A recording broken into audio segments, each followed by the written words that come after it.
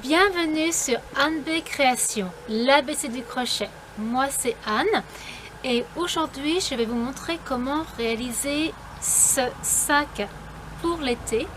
J'ai découpé sa réalisation en plusieurs épisodes, donc regardez-les bien et à votre rythme. Aujourd'hui je vous propose de réaliser les 2 carrés de ce sac. Je vous invite à liker, partager cette vidéo et surtout, abonnez-vous à ma chaîne.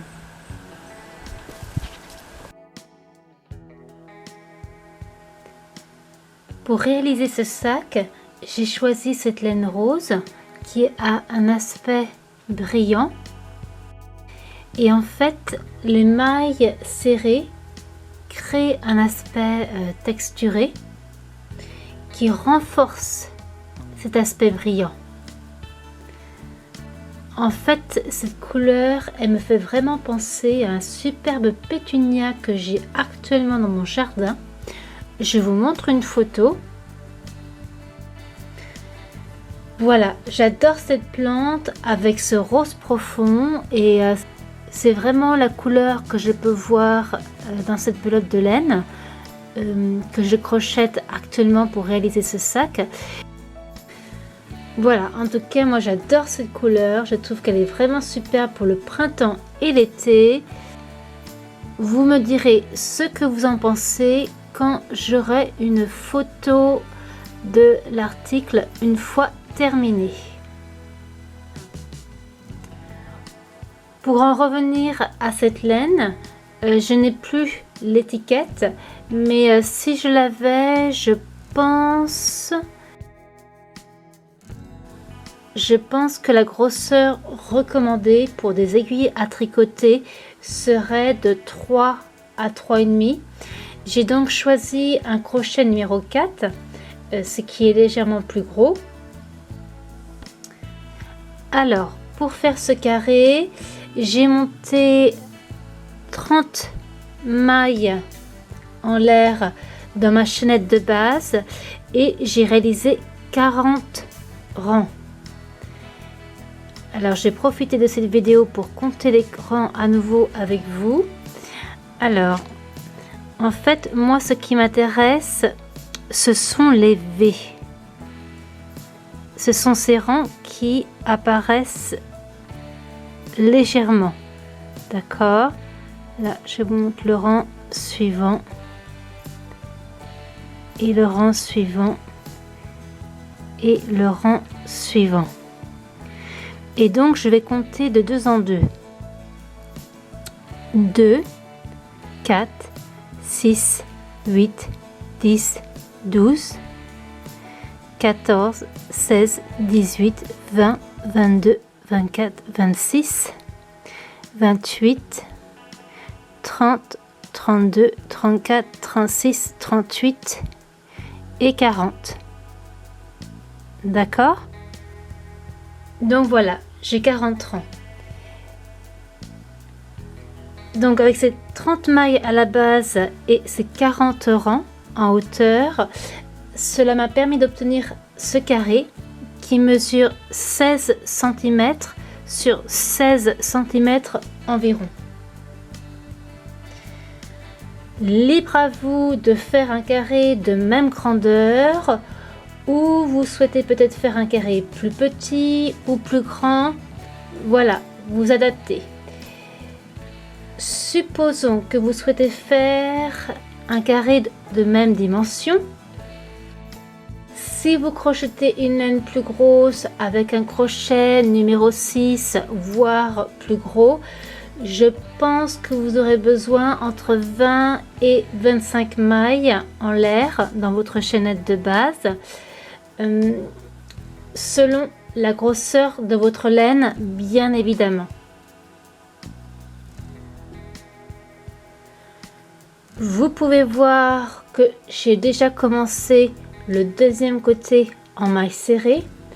Je profite de cette vidéo pour vous montrer à nouveau comment réaliser ce point qui, je le rappelle, est le point idéal pour débuter en crochet. donc je vais remettre le crochet dans ma boucle. Voilà, je prends un peu de laine.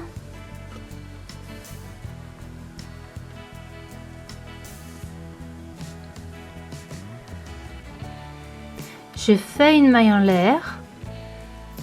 Je tourne mon ouvrage. Et donc là, je vais piquer à la base de cette maille en l'air. Donc je vais vraiment piquer dans la toute première maille. Celle où en fait est rattachée cette maille en l'air que je viens d'effectuer.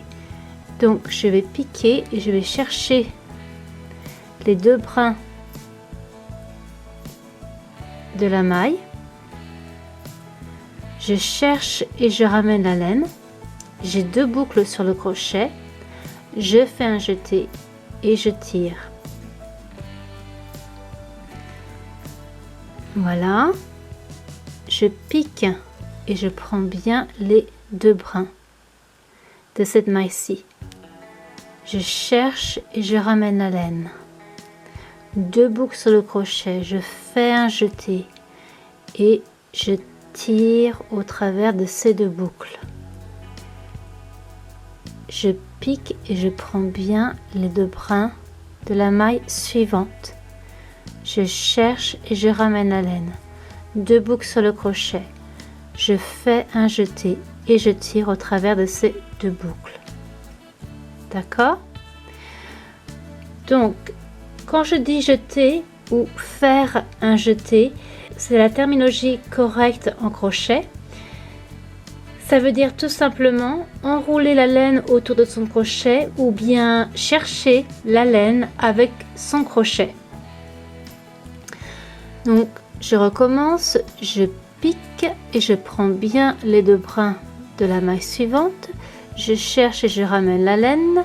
Deux boucles sur le crochet, je fais un jeté et je tire au travers de ces deux boucles. D'accord? Donc vous continuez ainsi jusqu'à la fin de ce rang et je vous retrouve dans quelques instants.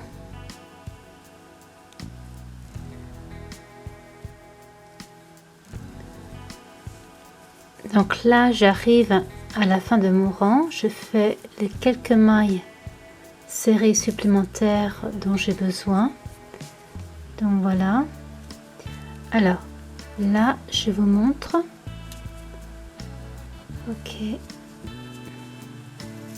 J'enlève mon crochet, ce sera plus facile. Donc là, je vous montre. Il s'agit de mon dernier V. D'accord? Ici. Donc c'est vraiment là où je vais insérer mon crochet sous les deux brins. Donc je replace mon crochet et je vais ici. Donc là j'ai un brin, d'accord, et je vais prendre le deuxième brin. Voilà, d'accord. Donc je cherche et je ramène la laine. Deux boucles sur le crochet, je fais un jeté et je tire au travers de ces deux boucles. Voilà, et donc mon rang il est terminé.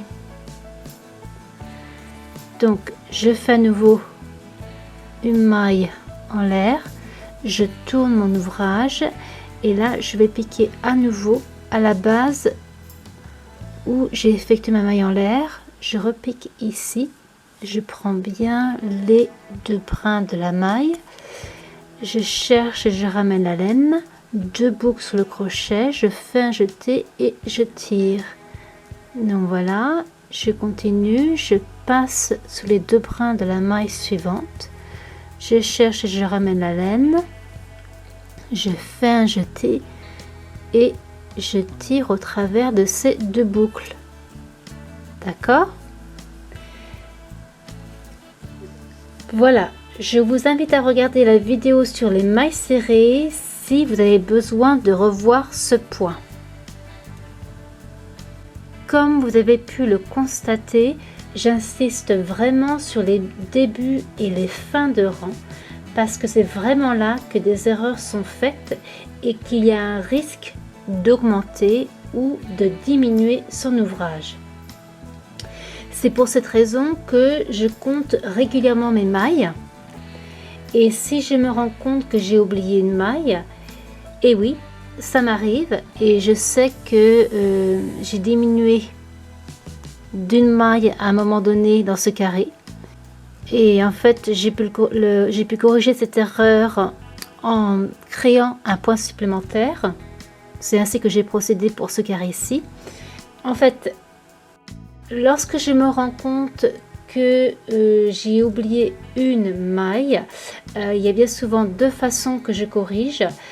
Soit je défais un ou plusieurs rangs, ou bien je réalise un point supplémentaire au rang suivant, ce que j'ai fait ici dans ce carré.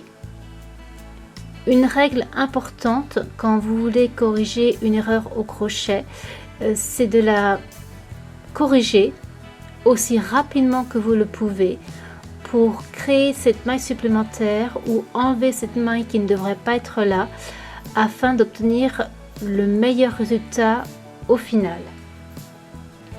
Donc voilà, l'idéal c'est d'être le plus régulier possible et de conserver le même nombre de mailles d'un rang à un autre. Mais bon, une petite erreur peut tout à fait être corrigée. Voilà, c'est la fin de cette vidéo. Je vous donne ici des liens vers d'autres vidéos qui pourront vous intéresser. Merci et à bientôt!